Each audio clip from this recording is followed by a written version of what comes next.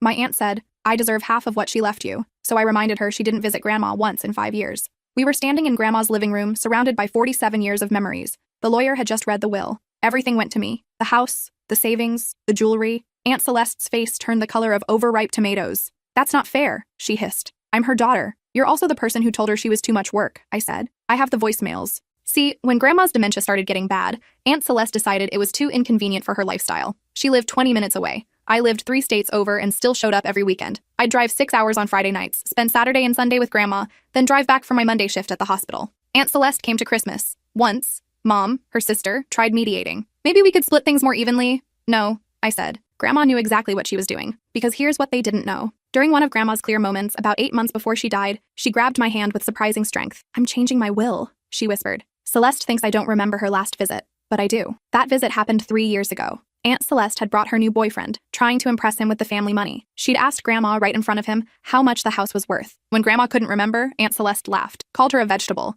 said maybe it was time to consider other living arrangements. I found Grandma crying in the bathroom an hour later. After that, I installed cameras, not to spy, but to protect her. The footage showed every missed holiday, every canceled visit, every excuse. Meanwhile, I was there for the doctor appointments, the medication changes, the 3 a.m. calls when she forgot where she was. This is elder abuse, Aunt Celeste announced, pulling out her phone. I'm calling my lawyer. Please do, I said, because I called mine 3 months ago. I'd suspected this would happen. Grandma had warned me. Celeste will fight you, she'd said during one of our last real conversations. She always does when money's involved. So I'd prepared. I had 5 years of medical records showing who attended her appointments, bank statements proving who paid for her care when Medicare didn't cover everything, and those security camera files showing 427 days where I was present and Aunt Celeste wasn't. You manipulated a sick old woman, Aunt Celeste spat. I loved her, I said quietly. There's a difference. That's when my cousin Devin walked in, Aunt Celeste's golden child, the one she actually bothered to raise properly. He looked at his mother, then at me, then at the papers scattered across Grandma's coffee table. Mom, he said slowly,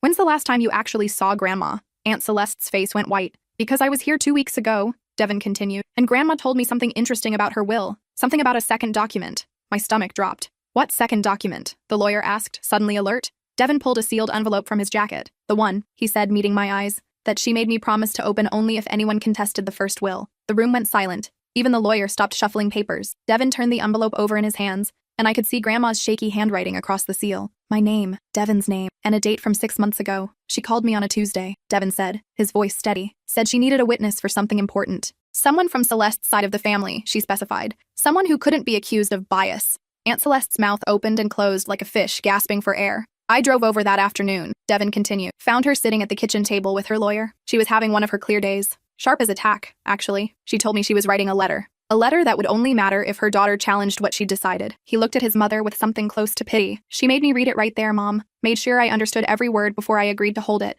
And then she made me promise on Dad's grave that I'd only open it publicly if you contested the will. That's coercion. Aunt Celeste's voice cracked. She was sick. Anything she wrote was witnessed by me, her lawyer, and her doctor. Devin interrupted. All of us ready to testify she was completely lucid that day. In fact, Dr. Patterson specifically noted her mental state in her medical records. I checked. The lawyer leaned forward. Mr. Devin, I'm going to need to see that letter. Of course. Devin broke the seal. The sound of tearing paper felt final somehow. He pulled out 3 handwritten pages, Grandma's careful cursive filling every line. She asked me to read it aloud if this moment came, so here we go. He cleared his throat. My dearest Celeste, he began. If you're hearing this, it means you've challenged my will. It means you've proven one final time that you value my money more than you ever valued me. I'm writing this on one of my good days, with witnesses present, so there can be no doubt about my soundness of mind. I want you to know exactly why I made the choices I did. Mom sank into Grandma's old armchair. Her face had gone pale. Devin continued reading. You were 4 years old when your father died. I remember holding you at the funeral, promising I'd take care of you always. And I kept that promise, Celeste. I worked 2 jobs to keep you in private school.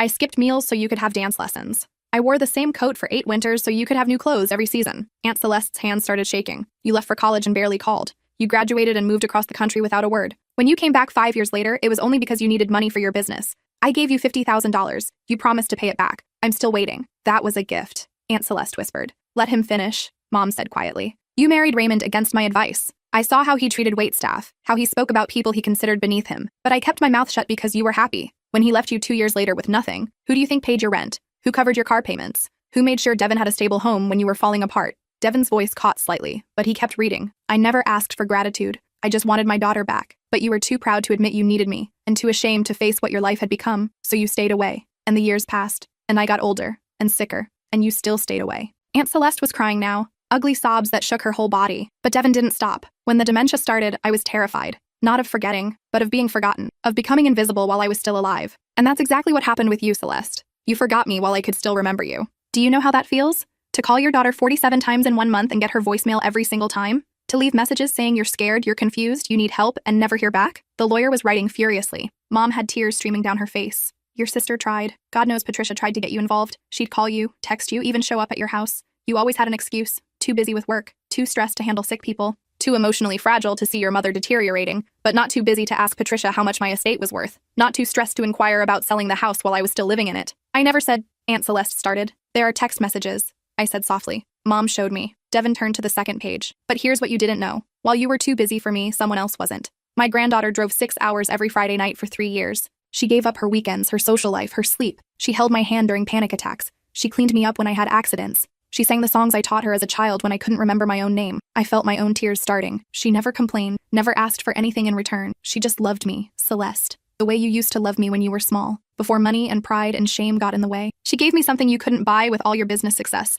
She gave me dignity in my final years. The room was completely silent except for Aunt Celeste's crying. So when you contest this will, Celeste, understand what you're really fighting for. You're not fighting for fairness. You're fighting for the right to profit from a relationship you abandoned. You're demanding payment for a love you never gave, and I won't allow it, not even from my grave. Devin's hands trembled as he held the final page. I've left everything to my granddaughter because she earned it, not through manipulation or obligation, but through showing up, day after day, week after week, year after year. She was there when it cost her everything and gave her nothing. That's love, Celeste. That's what you forgot how to give. He looked up from the letter. There's more. Should I continue? The lawyer nodded. Please. To ensure there's no confusion about my mental state or intentions, I've arranged the following. First, video testimony recorded today with my lawyer, Dr. Patterson, and Devin as witnesses. Second, a detailed account of every missed visit, every unreturned call, every broken promise from the past 5 years. Third, documentation of every instance where my granddaughter stepped in to provide the care you should have given. Aunt Celeste's face was blotchy with tears and rage. You can't just... Fourth, Devin read louder. I've instructed my lawyer to pursue legal action if you contest this will, not just to defend the distribution of my assets, but to investigate whether you committed elder neglect under state law, because that's what it was, Celeste. Neglect. You knew I needed help and you chose not to give it. You knew I was vulnerable and you exploited that vulnerability for financial gain. The lawyer was nodding now. That's actually a very strong case under our state's elder protection statutes. Fifth, I've left explicit instructions that if you fight this, I want everything made public. Every voicemail you ignored, every text you dismissed, every time you chose convenience over your mother. I want the world to know exactly who you are, Celeste. Not the successful businesswoman you pretend to be, but the daughter who abandoned her mother when she needed her most. Mom stood up suddenly. Celeste, stop this. Please, just stop. But Aunt Celeste wasn't listening. This is character assassination. She was senile. She didn't know what she was writing. Devin carefully folded the letter. Actually, there's a postscript, written in a different color ink, added 2 weeks before she died during her last clear moment. He unfolded it again. P.S. I know you'll claim I wasn't in my right mind when I wrote this. So I'm adding this note today, 2 weeks before my death,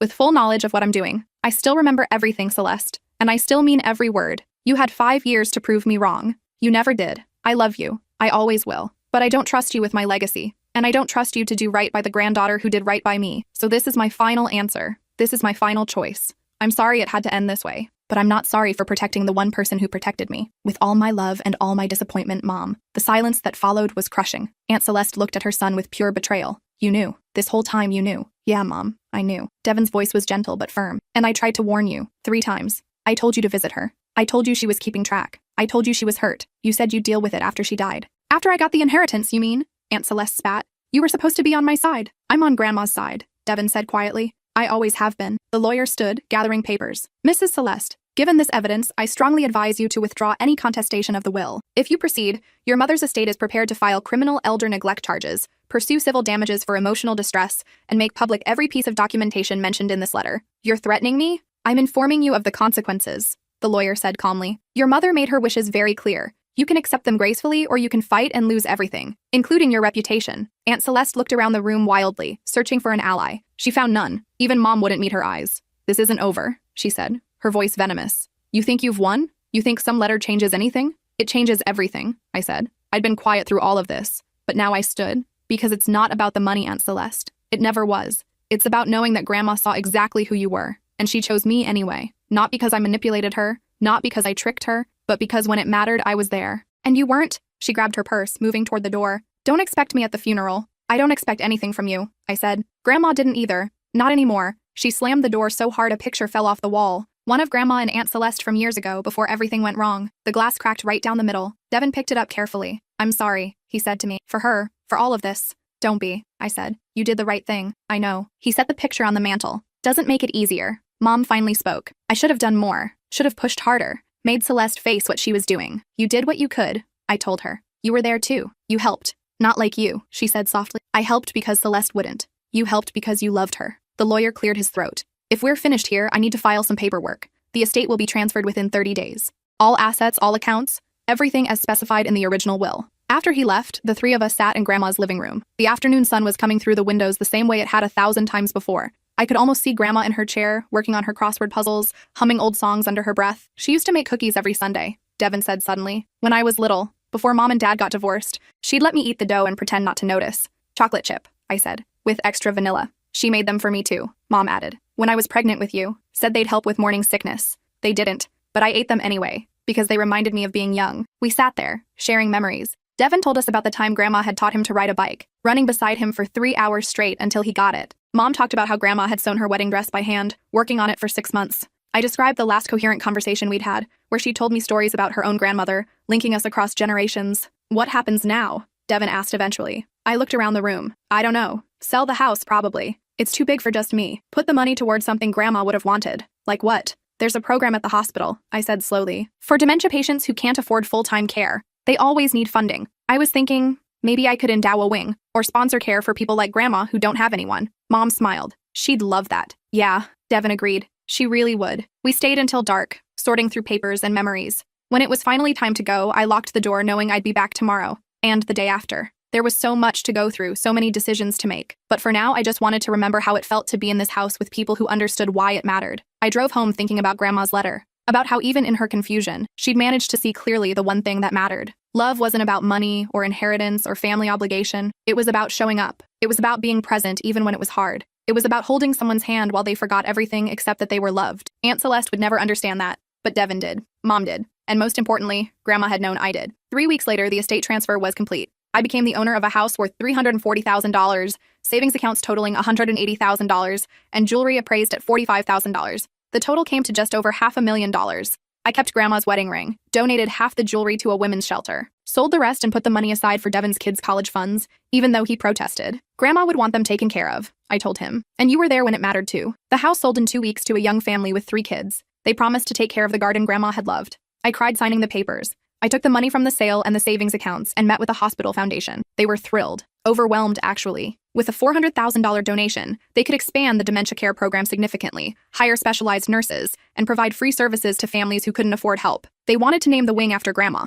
I said yes. The dedication ceremony was small. Just me, Mom, Devin, and a few of the nurses who'd helped care for Grandma during her final months. They unveiled a plaque, the Helen Crawford Memory Care Wing, dedicated to those who remember when others cannot. I stood there, reading her name over and over, and felt something settle in my chest. This was right. This was what Grandma had wanted. Not money sitting in accounts, not jewelry in a safety deposit box, but help for people who needed it. Care for those who couldn't care for themselves. Mom squeezed my hand. "She'd be so proud." "Yeah," I whispered. "I think she would." Devin had brought his kids, Grandma's great-grandchildren who barely remembered her. They were 5 and 7, too young to understand dementia or inheritance or family betrayal. They just knew great-grandma had made good cookies and now there was a special place at the hospital with her name. "Will we visit?" the older one asked. "Every year," I promised. "On her birthday. We'll come and see the wing and remember her." Later at dinner, Devin showed me his phone. "You need to see this." It was a Facebook post from Aunt Celeste. A long rambling thing about ungrateful relatives and stolen inheritances and elder abuse. She'd tagged me, Mom, Devin, and about 30 other people. The comments were mixed. Some of her friends offered sympathy, but others, people who'd actually known Grandma, were calling her out, asking why she'd never visited, pointing out that they'd seen me at the nursing home every week but never her, sharing their own stories of watching Celeste ignore her mother's calls. "She's making it worse," Devin said. "Every time she posts something, more people remember how it really was." "Let her," I said. "Grandma wanted the truth out there. This is just helping that along." 2 of Aunt Celeste's business partners quietly ended their relationships with her firm. Apparently, someone who'd abandoned their elderly mother wasn't someone they wanted representing their company. Her church asked her to step down from the board. Her book club uninvited her. I didn't feel triumph, just sadness. All of this could have been avoided if she'd just visited, if she'd just cared, if she'd just been there, but she hadn't. And now everyone knew it. 6 months after Grandma's death, I got a letter from Aunt Celeste. No return address, but I recognized the handwriting. I almost threw it away. Almost. But something made me open it. "Dear niece," it began. Not my name, just niece. I'm writing this because my therapist says I need closure. She says I need to acknowledge my role in what happened and make amends where possible. So here it is. I'm sorry, not for fighting the will. I still think that was justified. But for not being there when mom needed me, for making excuses, for letting my own issues get in the way of being a good daughter. I was angry at her for being sick, for not being the strong, capable mother I'd always known, for becoming someone I had to take care of instead of someone who took care of me. That's not an excuse. It's just the truth. I couldn't handle watching her fade, so I didn't watch. I just looked away and pretended everything was fine. By the time I realized what I'd done, it was too late. She was gone, and you had everything. I convinced myself you'd manipulated her, that you'd taken advantage of her confusion. It was easier than admitting I'd failed, easier than facing that my own mother had chosen you over me for very good reasons. My therapist says I'm not entitled to your forgiveness. She says I need to accept the consequences of my choices and move forward, so that's what I'm trying to do. I'm selling my business, taking time off, figuring out who I want to be now that I can't pretend to be someone I'm not. I don't expect us to have a relationship. I don't expect anything from you. I just wanted you to know that you were right about all of it. Mom knew exactly what she was doing, and she made the right choice. Take care of yourself, Celeste. I read it 3 times. Then I put it in a drawer and didn't answer. Some things don't need a response. A year after Grandma died, the memory care wing had helped 47 families. 47 people got the care Grandma had needed, given by people who showed up and didn't look away. I visited on her birthday like I'd promised, brought flowers for the memorial garden they'd planted, sat on a bench with her name on it and told her about my year, about how I'd gotten a promotion at the hospital, about how Devon's kids were doing, about how Mom had started volunteering with dementia patients, finally processing her own guilt about not doing more, about how Aunt Celeste's letter sat in my desk drawer, unread most days, but there when I needed to remember that people could change, even if it was too late. I miss you, I said to the empty air. I wish you were here to see what we built, to know that your stubbornness and your clarity in those final moments mattered, that you protected not just me, but all these other people too. The wind picked up, rustling through the garden, and for just a moment I swear I could smell her perfume, that old lady scent of lavender and talcum powder and love. I sat there until the sun started to set, feeling the weight of the year settle around me, the fights and the tears and the anger, the grief that came in waves, the moments of peace when I remembered her laugh or her hands, or the way she'd hum while cooking. Life had moved on, as it does, but she remained, in the wing that bore her name, in the families getting help, in the lesson she'd taught me about showing up. I drove home as the sky turned purple, thinking about inheritance. Not the money kind, the real kind. The values passed down through generations. The choices we make that echo long after we're gone. Grandma had left me more than a house and savings. She'd left me an example of dignity, of clarity, of knowing your worth even when your mind was failing. I'd spent the money, sold the house, given away the jewelry. But what she'd really given me, the knowledge that love meant presence, that showing up was everything, that family was earned, not inherited, that I'd keep forever. And maybe that was the point. Maybe the will had never really been about the money. Maybe it had been one final lesson from a woman who knew exactly what mattered. Years later, when I had my own daughter, I'd bring her to the memory care wing on Grandma's birthday. I'd show her the plaque with the names she'd never known but would grow up hearing stories about. I'd tell her about the great-great-grandmother who taught me about love by giving me everything and nothing all at once. And when my daughter asked why great-great-grandma had left me the money instead of her own daughter,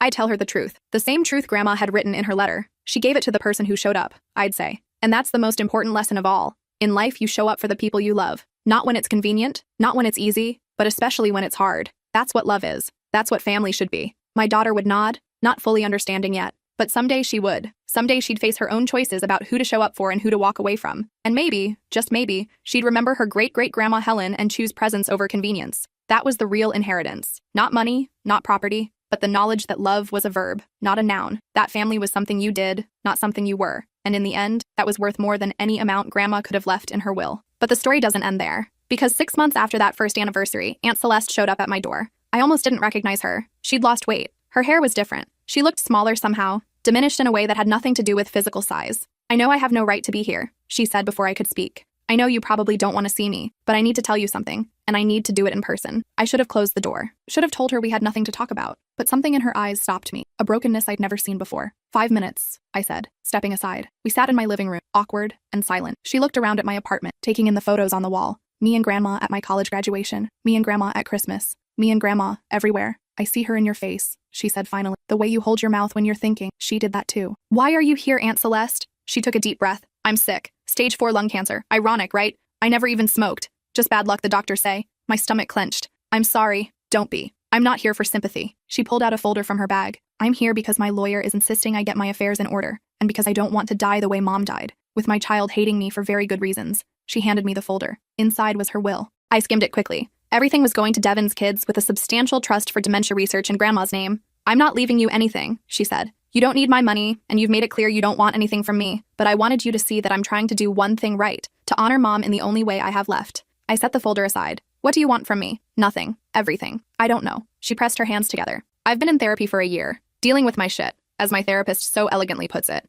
And one of the things I've realized is that I spent my whole life being angry at Mom for not being perfect, for not being rich, for not giving me the life I thought I deserved. She laughed bitterly. I blamed her for my failed marriage, for my business struggles, for my own inadequacies as a mother. And when she got sick, it was easier to pretend she didn't exist than to face how much I'd failed her. Because if I acknowledged she needed help, I'd have to acknowledge I wasn't giving it. And that would mean admitting I was exactly the kind of person I'd always despised. Tears were streaming down her face now. I don't expect forgiveness. I don't even think I deserve it. But I'm dying, and I need you to know that I see it now. I see what I did, what I destroyed, and I'm sorry. I'm so fucking sorry. I'd imagined this moment dozens of times. Imagine telling her exactly how much she'd hurt Grandma. How many nights I'd held Grandma while she cried, asking why her daughter didn't love her anymore. How many times I'd wanted to scream at Aunt Celeste for being so selfish, so cruel, so absent. But sitting there watching this broken woman cry, I found I didn't want to say any of it. How long? I asked. 6 months, maybe less. Does Devin know? Yeah, he's been amazing, actually better than I deserve. He's moved back in to help with appointments and stuff. His wife is furious, but he says family takes care of family. She smiled sadly. I think he learned that from you. We sat in silence for a moment. I visited the memory care wing, she said finally, the one you funded. I talked to the nurses there. They told me about the families they've helped, the lives they've saved, the dignity they've preserved. She looked at me with something like wonder. You took Mom's money and turned it into something beautiful, something that would have made her proud. I would have just spent it on myself, on things that don't matter. You don't know that, I said, though we both knew it was true. I do, actually, because that's what I've always done. Taken and never given back. She stood slowly, like it hurt. Thank you for listening. I know it's more than I deserved. Aunt Celeste, I'm not asking for a relationship, she said quickly. I'm not even asking for forgiveness. I just needed you to know that in my final months, I finally understand what Mom was trying to teach me. That love is measured in presence, in showing up, in being there even when it's hard. She walked to the door, then turned back. When I die, Devin's handling everything. I've asked him to donate my body to science. No funeral, no service, just gone. I don't want people pretending they'll miss me when we all know the truth. That's not it is, though. I've burned every bridge, lost every friend, because I couldn't admit when I was wrong, couldn't apologize when I should have, couldn't show up when people needed me. She smiled faintly. But at least I'm finally honest about it. That's something, right? After she left, I sat for hours, thinking about grudges and forgiveness and what we owe people who've hurt us. I thought about Grandma's letter, about how even in her pain, she'd said she still loved Celeste, how love and disappointment could exist side by side, how you could recognize someone's failures and still wish things had been different. I thought about calling Mom, about telling her what happened, but instead, I just sat with it. The weight of knowing someone was dying and feeling complicated about it. Because that's the truth about family trauma. It's never clean, never simple. Even when someone's been terrible, even when they've earned their isolation, their suffering doesn't bring satisfaction. It just brings more sadness. 3 weeks later, Devin called. She's in the hospital. It's happening faster than they thought. She's asking for you. I know, he said. And I'm not asking you to come for her. I'm asking you to come for yourself, so you don't spend the rest of your life wondering if you should have. I drove to the hospital thinking about Grandma, about how I'd been there for every moment of her decline, how I'd held her hand through the fear and confusion, how I'd made sure she never died alone. Aunt Celeste had no right to expect the same. She'd made her choices, lived with her consequences. But still, she was in a private room,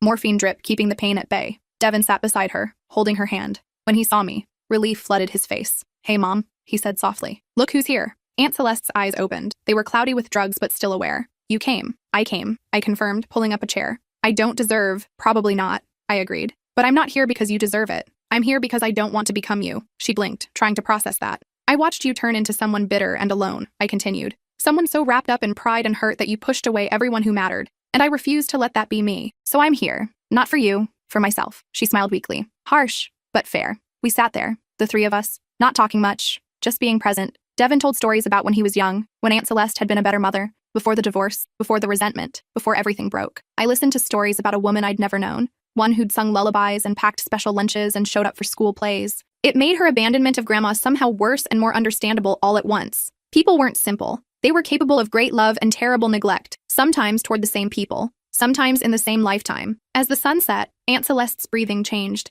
became labored. The monitors started beeping urgently. Nurses rushed in, then backed off when Devin shook his head. No extraordinary measures. She'd been clear about that. Mom, Devin said, voice breaking. It's okay. You can let go. Her eyes found mine. Tell her I'm sorry. When you see her again, tell Mom I'm sorry. I didn't believe in heaven or an afterlife, but I nodded anyway. I'll tell her. She died at 8:47 p.m. on a Tuesday, 63 years old, alone except for the son she'd managed not to completely destroy, and the niece she'd tried to rob. We sat with her body for a while, the way you do, saying goodbye to someone you had complicated feelings about. Thank you, Devin said finally, for coming, for staying. I did it for Grandma. I said. She would have wanted someone here, even for Celeste, even after everything. Yeah, he agreed. She would have. The funeral was exactly what she'd wanted. No service, no gathering, just a quiet cremation and donation of her remains to medical research. I'd thought it was punitive when she first mentioned it, but now I understood. It was practical, useful, one last way to do something right. Devin scattered some of her ashes in Grandma's memorial garden. I helped. It seemed fitting somehow. Mother and daughter, together again in the place built from one's love and the other's absence. Do you think they're at peace now? Devin asked. Wherever they are? I don't know, I said honestly. I hope so, but I think peace is something you make while you're alive, not something you find after. We stood there in the garden, surrounded by flowers planted in Grandma's name, by the wing that helped people she'd never meet, by the legacy she'd left that had nothing to do with money and everything to do with choosing love over convenience. Grandma was right, Devin said softly. About showing up, about being present. I get it now. Why she chose you. She didn't choose me over Celeste, I corrected. She chose action over absence. If your mom had shown up, it would have been different, but she didn't. No, I agreed. She didn't. And that was the tragedy of it. Not that Aunt Celeste had been evil or malicious, but that she'd been too broken, too proud, too afraid to do the simple thing, to be there, to show up, to choose love over her own discomfort. How many relationships ended that way? How many families splintered because someone couldn't admit they were wrong, couldn't apologize, couldn't show up even when it was hard? I thought about Aunt Celeste's letter, about her final apology, about how she'd finally understood but only when it was too late to matter. That was her legacy, a lesson in what not to do, a warning about the cost of pride. Grandma's legacy was different. It was about presence, about love as action, about showing up especially when it was hard. I knew which legacy I wanted to carry forward. 2 years after Grandma's death, on what would have been her 85th birthday, I gathered everyone at the memory care wing. Mom, Devin, his wife, their kids. A few of Grandma's old friends who were still alive, some of the nurses who'd cared for her. We planted a tree in the memorial garden, a oak, strong and enduring, the kind that would be there for generations. Devin's daughter, now 9, read a poem she'd written about great-great-grandma Helen. It was simple and sweet and made everyone cry. She sounds nice, the little girl said after. I wish I remembered her better. She was very nice, I told her, and very strong, and very clear about what mattered. What mattered? She asked. I knelt down to her level. Love, family, showing up for people even when it's hard, being there when people need you, like you were for her? Like I tried to be, I corrected. Nobody's perfect, but we can try. That's what she taught me. The little girl thought about this. My mom says Grandma Celeste was sad. Devin's wife looked embarrassed, but I shook my head. It was okay. She was very sad, I agreed. Sometimes people get so sad or so angry that they forget how to love properly, and by the time they remember, it's too late. That's sad. Yes, I said. It is. We ate cake and shared memories. The nurses told stories about Grandma I'd never heard, about how she'd made them laugh during her clear moments, about how she'd been kind even in her confusion, about how she'd asked about me constantly, even when she couldn't remember who I was. She'd show everyone your picture, one nurse said. Say, this is my girl. She's coming tomorrow. Even on days when you'd just left. I smiled through tears. She knew I'd always come back. She did, the nurse agreed. She never doubted it. As the party wound down, I found myself alone in the garden, looking at the plaques, the flowers, the tree we just planted, thinking about legacy and love and the choices we make. My phone buzzed. A text from Mom. Your grandmother would be proud of you. I'm proud of you too. I typed back, thank you, for trying, for being there when you could, for raising me to understand what matters. She responded immediately. I learned from watching you, from seeing what real dedication looked like. You saved Mom in ways I couldn't. I thought about that. About how trauma and grace could coexist, how we could fail and succeed in the same breath, how love was never simple but always worthwhile. The sun was setting, painting the sky orange and pink, Grandma's favorite colors. I sat on her memorial bench and watched the light change, feeling her presence in the quiet. I kept my promise, I said aloud. I showed up, I'm still showing up, and I'm teaching others to do the same. The wind rustled through the trees, and somewhere, I'd like to think, Grandma was smiling, because in the end, that's what it was all about. Not the money, or the house, or the inheritance, but the lesson that love was something you did, not something you said. That family was earned through presence, not blood. That showing up was everything. I carried that lesson with me every day, in my work at the hospital, in my relationships with friends, in how I chose to spend my time and energy. And years from now, when it was my turn to write a will, to make those final choices about legacy and love, I'd remember Grandma's clarity, her courage, her willingness to make the hard choice and stand by it. I'd remember Aunt Celeste's regret, her too late realization, her warning about the cost of absence. And I'd choose differently. I'd choose presence, I'd choose love, I'd choose to show up, because that's what Grandma had taught me. That's what the inheritance was really about. Not money, not property, but the knowledge that in the end, we're all measured by one thing. Did we show up? Did we love? Did we choose presence over convenience? I would. That was my inheritance. That was my legacy. And it was worth more than anything Grandma could have left in her will. 5 years after Grandma's death, the memory care wing had expanded twice. We now had capacity for 120 patients, a full activities program, and specialized care for families dealing with dementia. The waiting list was 6 months long. I'd become chair of the foundation board, using my nursing background to help shape programs and policies. Devin had joined too, bringing his business expertise to help with fundraising and operations. We'd raised enough money to offer scholarships for families who couldn't afford care, to provide support groups for caregivers, to fund research into early intervention and prevention. Every dollar we raised, every life we touched, felt like honoring Grandma's memory the right way, not with monuments or grand gestures, but with practical help for people who needed it. One afternoon, I was giving a tour to potential donors when I recognized someone in the waiting room, one of Aunt Celeste's old business partners, the one who'd ended their relationship after seeing her Facebook posts. She recognized me too. "I heard about your work here," she said, "about what you did with your grandmother's inheritance. I wanted to contribute." She handed me a check, $100,000. "I feel guilty," she admitted, "for not standing up to Celeste sooner, for not calling her out on how she treated your grandmother.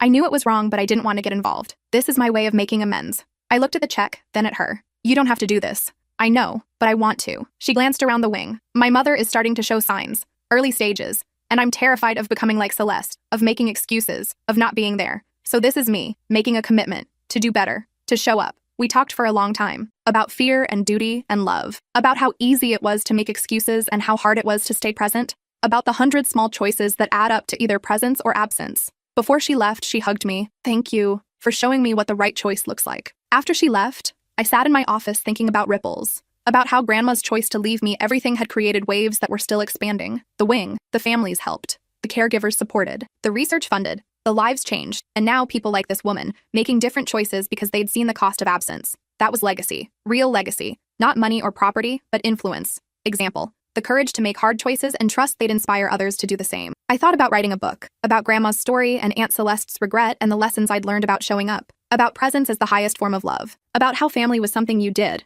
not something you were born into. But maybe the living example was enough. Maybe the wing bearing Grandma's name, the families being helped, the caregivers being supported, maybe that told the story better than words ever could. I pulled out my laptop and started typing anyway. Not a book, but a letter. To future me. To my own children, if I had them. To anyone who might one day face the choice between convenience and presence. "Dear future reader," I wrote, "this is what I learned from watching my grandmother die and my aunt's regret. Love is not a feeling. It's a choice you make every single day. It's showing up when you'd rather hide. It's being present when it's painful. It's choosing someone else's need over your own comfort. Not once. Not in a crisis. But day after day, week after week, year after year. That's love. That's family. That's what matters." My grandmother left me money, but what she really left me was an example. She showed me that even in confusion, even in pain, even when your mind is failing, you can see clearly the one thing that matters most. Who shows up? My aunt left me a warning. She showed me the cost of absence, the price of pride, the tragedy of too late realizations. Both lessons matter. Both shaped who I am. But the one I carry forward is Grandma's. The one about presence, about showing up, about love as action. So here's my advice, future reader. Show up. Be there. Choose presence over convenience. Make the hard calls. Take the long drives. Sit in the hospital rooms. Hold the hands. Sing the songs. Tell the stories. Because one day, someone will be going through your things, reading your letters, making choices about how to remember you, and the only thing that will matter is whether you showed up, whether you loved, whether you chose presence. Everything else is just noise. Everything else fades. But showing up, that echoes, that matters. That's what love is. With gratitude for the lesson, from someone who learned it the hard way. I saved the letter, printed it, put it in the safe with Grandma's original will and Aunt Celeste's final letter. Documents of legacy, proof that choices mattered, evidence that showing up changed everything. That night, I dreamed about Grandma. She was young, healthy, vibrant. We were in her kitchen, and she was making chocolate chip cookies with extra vanilla. "Did I do okay?" I asked her. "With everything you left me?" She smiled, the same smile I remembered from childhood. "You did more than okay. You did exactly what I hoped you'd do." "I miss you," I said. "I know, sweetheart, but I'm not really gone. I'm here." She pointed to the memory care wing visible through the window. "And here," she pointed to my heart. "Wherever love lives, I live too." I woke with tears on my face but peace in my chest. Because she was right. She wasn't gone. She was in every family helped by the wing. Every caregiver supported. Every person who heard the story and chose to show up. That was immortality. Not living forever, but loving so deeply that your influence outlasted your body. That your choices echoed through generations. That your example inspired others to be better. Grandma had achieved that. And now, by honoring her legacy, I was part of it too. 10 years after Grandma's death, I married someone I met at the memory care wing. He'd brought his father there, spent 2 years showing up every single day, never missing a visit even when his dad didn't remember him. I watched him be patient and kind and present. Watched him show up when it was hard. Watched him love through the confusion and pain. And I knew this was someone who understood what mattered. We were married in the memorial garden, surrounded by flowers planted in Grandma's name. Devin was my best man. Mom cried through the entire ceremony. Even the nurses from the wing came, the ones who'd known Grandma and watched this whole journey unfold. My vows included a promise. I will show up for you. In sickness and health, in clarity and confusion, in easy times and hard. I will be present. I will choose you every day. Because that's what love is. That's what I learned. That's what I'm giving you. My husband's vows echoed the same theme. We'd both learned the lesson. We'd both seen the cost of absence and the value of presence. We were both committed to showing up. 2 years later, we had a daughter. We named her Helen. She would grow up hearing stories about her great-great-grandmother, about the woman who'd made hard choices and stood by them, who'd loved fiercely and demanded presence, who'd used her final clear moments to teach one last lesson about what mattered, and she'd grow up seeing the memory care wing, visiting on birthdays and anniversaries, understanding from a young age that love was something you did, not something you said. I hoped she'd never have to learn the lesson the hard way. Hoped she'd internalize it young and carry it forward. Hoped she'd make choices about presence that Grandma would be proud of. But if she struggled, if she faltered, if she ever faced the temptation to choose convenience over love, I'd tell her about Grandma, about Aunt Celeste, about the inheritance that changed everything. I'd tell her that she came from a long line of strong women, some who got it right, some who got it wrong, all of whom left lessons behind.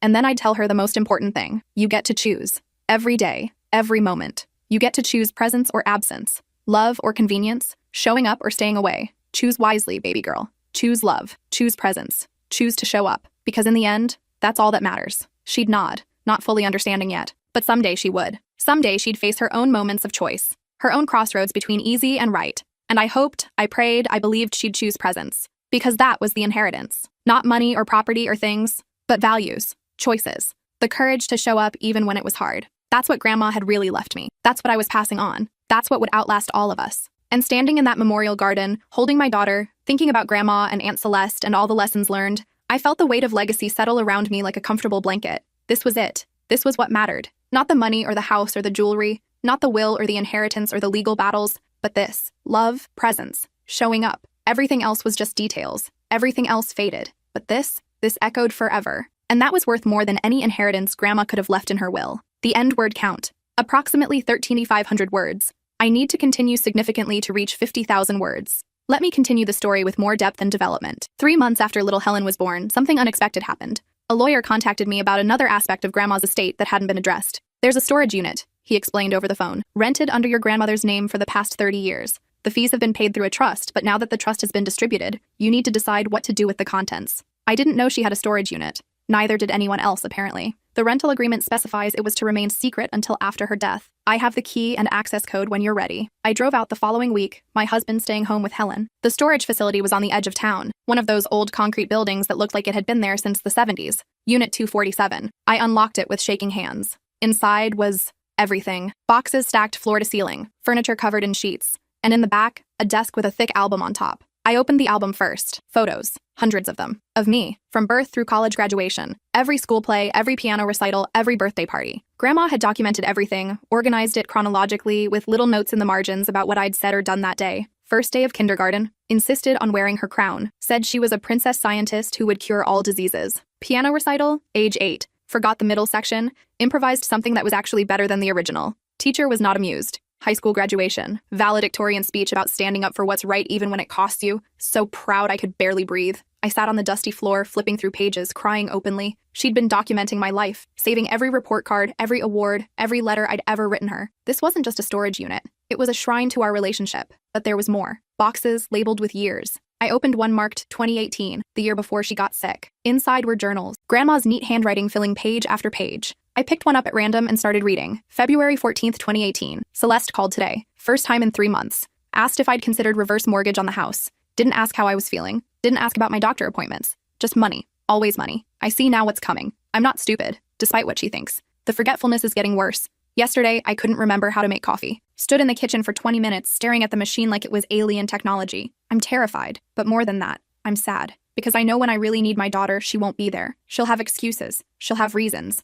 But she won't be there. So I'm making preparations. I'm protecting what matters. My granddaughter has shown me what real love looks like. She deserves to be protected, to be taken care of, to inherit not just my money, but my values. Celeste can't give her that. But maybe, in her absence, she's given me clarity about what I need to do. I read through journal after journal, years of observations about her family, about watching Aunt Celeste change from a loving daughter to a distant stranger, about witnessing Mom try to keep the peace, about seeing Devin struggle with his mother's neglect, and about me. Pages and pages about our relationship, our conversations, the things I'd done that made her proud. June 3rd, 2019. She drove 6 hours to take me to a doctor appointment, has a full-time job, bills to pay, a life of her own. But she showed up, held my hand during the MRI, didn't flinch when I forgot her name halfway through, just smiled and said, "I'm your granddaughter, the one who loves you." That's who she is. That's who I raised her to be. And I'm so grateful she turned out this way, even if it means seeing the contrast with my own daughter more clearly. I found the entry from the day she changed her will. October 12th, 2020. Made it official today. Everything goes to my granddaughter. The lawyer tried to talk me out of it, said it would cause family drama,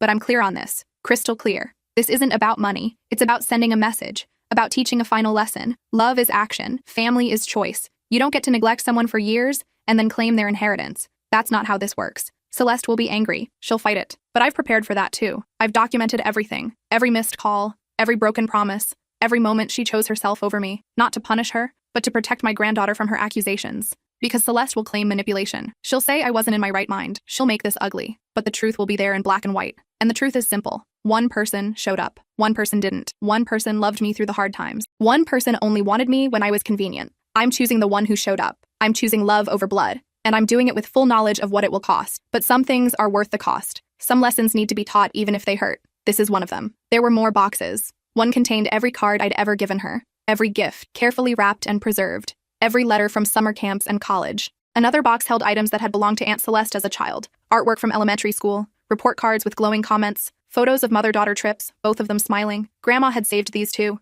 Evidence of who Aunt Celeste had been before everything went wrong. Proof that she'd once been capable of love and joy and connection. It broke my heart, because it showed that Grandma had never stopped loving her daughter. She'd just stopped enabling her, stopped pretending absence was acceptable, stopped allowing herself to be hurt by someone who wouldn't do the basic work of showing up. I found a sealed letter addressed to me, dated 3 weeks before Grandma died. My dearest girl, if you're reading this, you found my secret place, the place where I kept all my treasures, all my memories, all the evidence of a life well lived and poorly managed. I want you to understand something. I don't regret my choice. I don't regret leaving everything to you. You earned it. Not through obligation or expectation, but through love, through presence, through showing up day after day when no one would have blamed you for walking away. But I also want you to understand this. I never stopped loving Celeste. I never stopped hoping she'd change. I never stopped wishing things could be different. Mothers never stop loving their children, even when those children hurt them, even when they disappoint, even when they destroy. The love doesn't go away. It just gets complicated, harder, more painful, but still there. So when you think about what happened, when you process the will and the inheritance and the aftermath,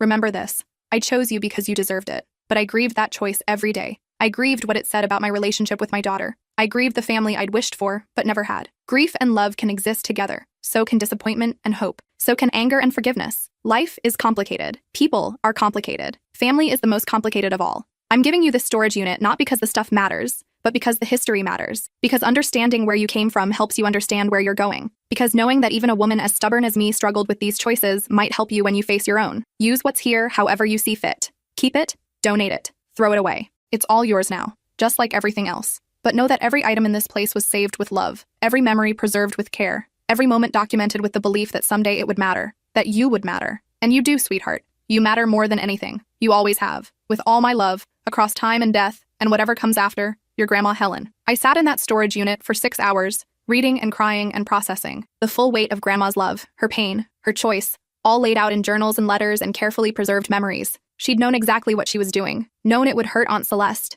known it would cause family drama, known it would be messy and painful and hard, but she'd done it anyway, because some lessons were worth the cost. Some truths needed to be told even when they hurt. Some choices had to be made even when they damaged relationships. I called Mom from the storage unit. Did you know about this place? No. What place? I told her. About the journals, the letters, the evidence of a lifetime of love and disappointment. Oh my God, Mom whispered. She documented everything, I confirmed, including her thoughts about you, about trying to keep the peace, about being stuck in the middle. Was she angry at me too? No, just sad. She understood why you tried to stay neutral. She just wished you'd been able to take sides. To tell Celeste she was wrong instead of trying to make peace. Mom was quiet for a long moment. I failed her too, didn't I? You showed up, I said gently. Not as much as I did, but more than Celeste. Grandma knew that. She appreciated it. She just wished everyone could have done more. Don't we all? Mom said bitterly. Don't we all wish we'd done more when we had the chance? After we hung up, I started sorting through boxes, deciding what to keep, what to donate, what to preserve. The journals I kept. Those needed to be saved, protected, passed down. The truth of Grandma's experience deserved to be remembered. The photos of me I brought home, those would go in albums for little Helen to see. Proof that her great-great-grandmother had loved and documented and cared.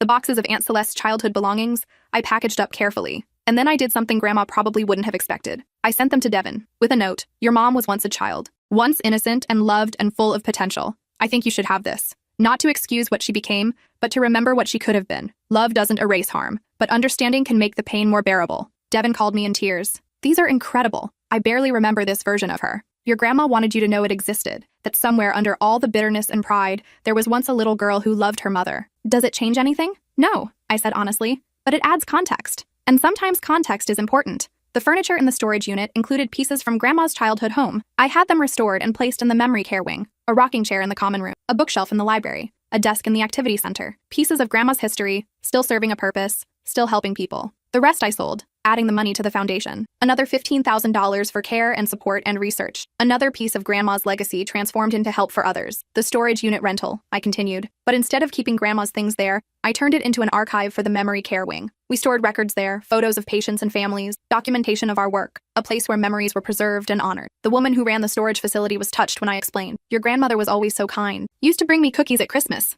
I didn't know what was in her unit, but I knew it mattered to her. It did, I confirmed. More than I realized.